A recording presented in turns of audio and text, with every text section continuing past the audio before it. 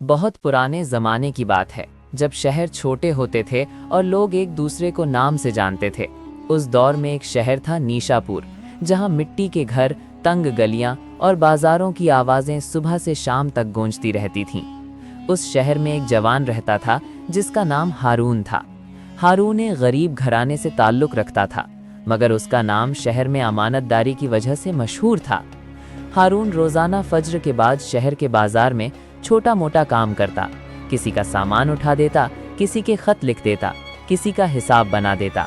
जो कुछ मिलता उसी पर शुक्र अदा करता। एक दिन शहर में एक अमीर मुसाफिर आता है।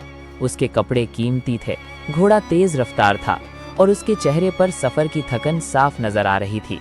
उसने बाजार में पूछा, क्या यहाँ कोई ऐसा आदमी है जो अमानत संभाल सके? लोगों ने एक ही नाम लिया, हारून।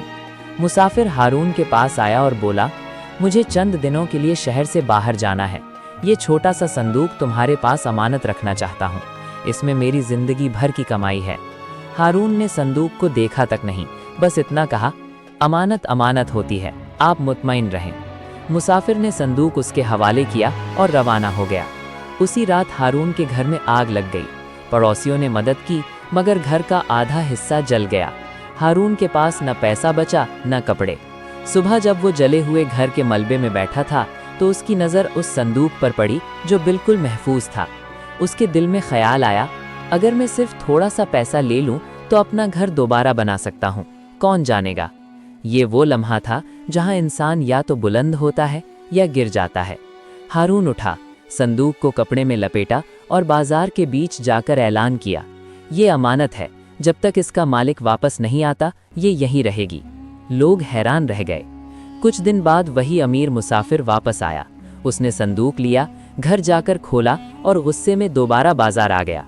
इस संदूक में सोना कम है, तुमने चोरी की है। शहर में हंगामा मच गया।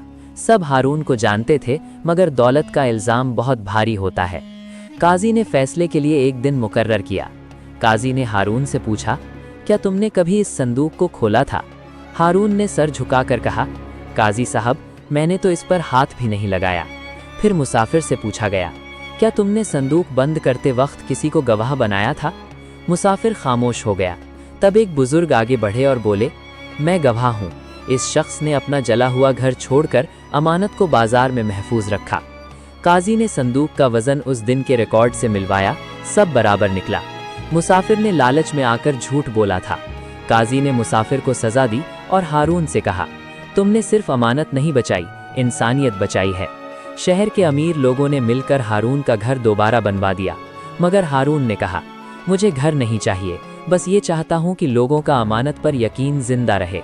और वाकई उस दिन के बाद नीशापुर सिर्फ एक शहर नहीं रहा, वो ईमानदारी की मिसाल बन गया।